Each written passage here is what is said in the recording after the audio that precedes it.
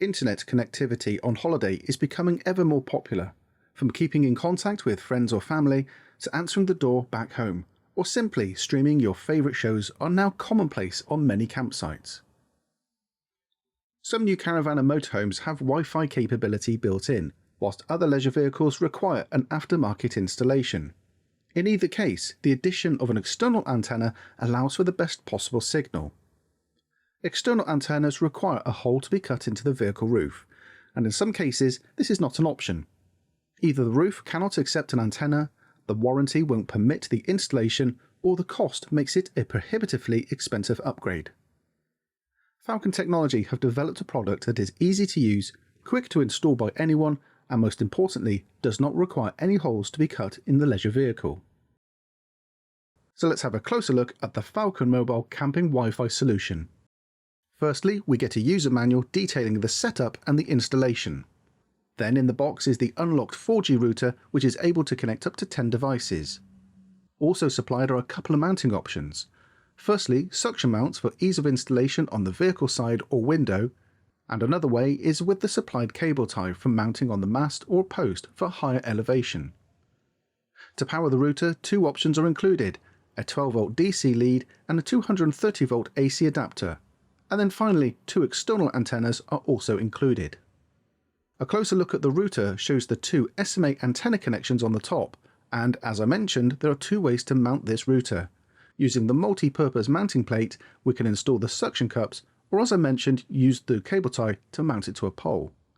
In that instance, the curved plate also allows the supplied cable tie to wrap around and hold the router in place. All the connections are held under a cover, giving the entire router IP65 weather-resistant rating. Removing that cover shows the router has two Ethernet ports, a SIM slot, the power connection, and there's also a reset switch here too, if required. On the side of the router are 5 notches, which when switched on are a quick indication of the status of the router. So that's everything that is in the box. All you need to supply is a data SIM. And because this is an unlocked router, you can supply any SIM from any provider. So let's set it up and test it out.